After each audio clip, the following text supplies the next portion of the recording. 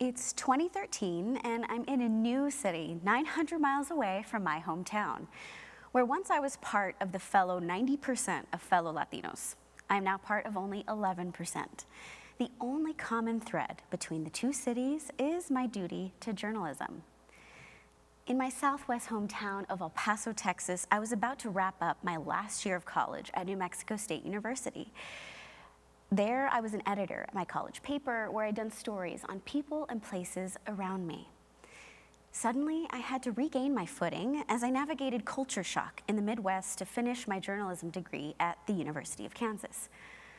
So I went back to basics. I reported on people behind a budding multicultural student government and wrote features about students on campus who pushed for equality, or of people and communities that I often didn't see printed. This ethic shaped the journalist I am today. You see, there are a lot of topics and people who fall through the cracks, who feel unseen. That's who I want to hear from, to learn from. But it took time to build my network and instill trust in the community of which I was now a part. It takes a certain kind of vulnerability to share your story to a journalist who many times is a complete stranger. I am a Mexican and Puerto Rican American raised in the Southwest. I was a non-traditional student and started school when I was 23 years old. And my home life was difficult. Because my mother has a debilitating mental illness, I was raised by my grandparents. When I left for the Midwest, they were in bad condition. One malnourished and the other in the depths of Alzheimer's. Here I felt like an imposter in a space mostly composed of people unlike me, whose stories are so far removed from my own. I thought, what could I offer? Did I deserve to be here? So I decided to listen, to steep myself in uncomfortable moments and get to know people around me who were otherwise unknowable. Being part of the 7% of non-white people in my workplace and 11% of Latinos in Kansas means I can infuse my work with something perhaps few others can. This leads me to the concept of empathetic journalism, which I practice in my own reporting. This method prioritizes the human at the heart of a topic or an issue. The objective is to help the reader identify with the person, elicit empathy, and build understanding. It lets audiences see the person for who they are rather than gloss over an abstract idea or perpetuate stereotypes. A study conducted by a group of journalists and psychologists for the Columbia Journalism Review found that empathic responses increase as we gather more information about others. To me, storytelling is a vehicle that can spur change. First, let's take a look at the history and evolution of journalism as a profession. Journalism as we know it today originated with the need to inform. The earliest known newspaper was created in Rome sometime before 59 BCE.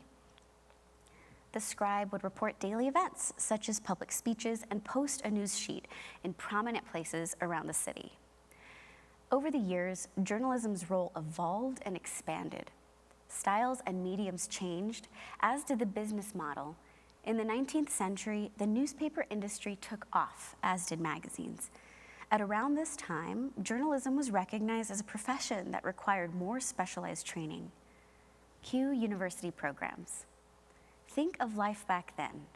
Who was granted access to higher education, to professional jobs? Not certain racial and ethnic groups, and certainly not women.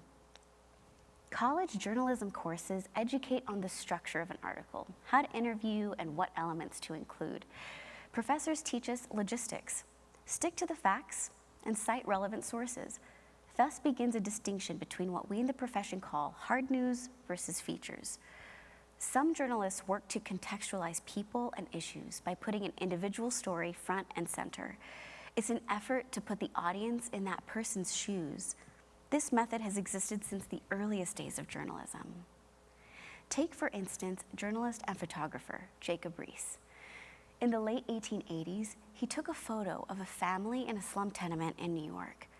Unlike previous very common stories that perpetuated classism and myths that the poor were amoral, Rees shone a light on the horrors of poverty.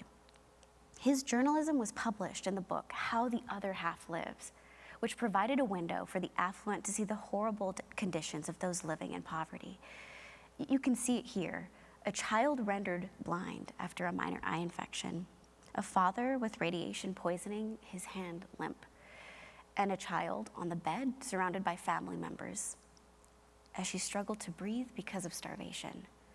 Rees had lifted a veil. Now the world and people in power were faced with images of real people in real pain. Whereas other newspapers covered poverty as a stain on society, focusing mostly on statistics and economics, Rees used empathy to focus on the humanity, showing the reality and gaining momentum for the movement to end poverty. A more recent example is Esmeralda Bermudez, a reporter with the Los Angeles Times. Her work finds the people and voices around LA so they can tell their own stories. Not just that, she flexes her own vulnerability in tandem with journalistic rigor to tell stories that resonate with the Latino community. With each piece, she chips away at the monolithic notion of who Latinos are. She gives a voice to a young poet from Guatemala who's inspired by her Mayan roots. She investigates cultural myths and the healing powers of Vix Vaporub, a common pronunciation in our community. She uses empathy as a driver to connect with people and then lets the people speak. She listens, she writes, and we learn. These kinds of storytellers and this empathetic method are more relevant now than ever. Historically, journalism has been a vehicle for illuminating issues and holding people in power accountable. By combining data that illustrates a trend with anecdotal evidence, journalists help humanize otherwise abstract and depersonalized issues.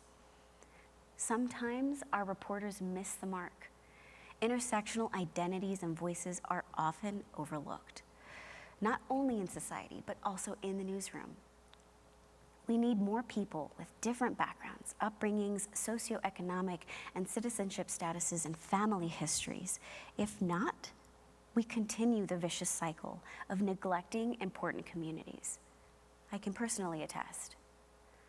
My mom, the daughter of Puerto Rican immigrants, was diagnosed with severe bipolar disorder.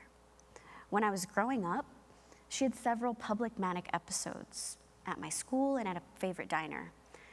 My grandparents pacified her and moved on. The history of mental illness in my family has caused a lot of friction, but was never addressed heads-on. As an adult, I'm keenly aware of my mother's behaviors, and as a result, recognize those in others, strangers even. Her history of being hospitalized for addiction, depression, and intermittent absence in my life revealed something else: the difficulty to access good health care and a patchy mental health system. Her story is one example of many, and it amplifies the topic of mental health diagnoses within the Latino community and the lack of support after diagnosis. My identity as a Latina allows for an intersectional investigation of why folks in my community are typically diagnosed later in life. We need journalists with personal perspectives that inform their work, people from backgrounds like mine. They are able to ask the right questions and report with nuance coming from within an underrepresented community. This adds authenticity and care to the process and exercise of empathetic journalism. This human-centered approach will add value to the topics and voices that are often overlooked. We can do ethical, empathetic, and credible journalism while also shining a light on the people who fall through the cracks, like my mom. Now, this brings up the idea of subjectivity and objectivity. Keeping biases in check has been at the core of journalistic integrity, but in the past several years, educators and newsroom leaders now challenge the age-old idea of journalistic objectivity. They suggest instead focusing on context, equity, and truth. For instance, journalists of color who are largely missing in the newsroom can identify key trends and issues with a deeper understanding of the communities affected. Professor Gina Valeria recently shared an essential example in her piece for Pointer. Black reporters' perspectives during Black Lives Matter protests this past summer were key to accurately navigate ongoing coverage of racial unrest. According to Valeria, perspective matters more than personal objectivity.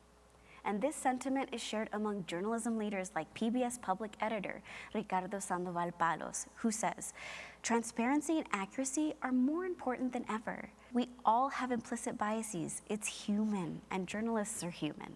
And we shouldn't pretend like we're not. Facts without context and history fail to paint the bigger picture. By reporting a fact without nuance, we fail to press on things like historical oppression that have defined policies, systems, and workplaces. The fact is, reporting without empathy has hurt people of color. Our identities and experiences inform the stories we tell, the voices we hear, and the nuances we include within our work. Plus, our work relies heavily on the trust of the people whose stories we tell. The more accurate, empathetic, and transparent we are, the better stories we can tell. However, journalism has a gatekeeping problem. Journalists of color make up just 17% of newsroom staff, while only comprising 13% of newsroom leadership. Journalism's institutionalized lack of support for people of color looks like a number of things: being offered an unpaid internship if you're not wealthy, or once landing a job, being given extra work and being underpaid. There's a need for change, but now there's more wind in our sails. Our journalists of color circles are small but supportive. More of us are taking posts as mentors for young journalists who aren't part of the majority, white, wealthy, and well-connected. The industry is largely homogenous, and that starts with who does and doesn't have access to higher education. And change, unfortunately, is a slow burn. Black, Indigenous, and non-Black people of color are heading their own diversity initiatives because they're tired of waiting. But what ends up happening is that they're preaching to the choir. How do we get the boost we need? Buy-in from newsroom executives and leaders with the power to make change happen. But we also need to empower journalists of color and put them in the positions where they can call the shots. Simply put, understanding our communities better makes for better journalism. That's why our newsrooms need an overhaul so that the people editing, directing, reporting, and leading the news sound like the voices we're trying and needing to hear. For decades, newsroom leadership was a patchwork of white folks who were, and to some degree still are, the gatekeepers of what's published. Without journalists of color, we risk journalism that lacks heart, lacks empathy. I say we shake that up. What does our society look like? Is the US homogenous? Not at all. This is why the identities and voices missing on our front pages need to be represented within the newsroom, as executives, as editors, as reporters, as producers. Those are the people I want telling our community stories.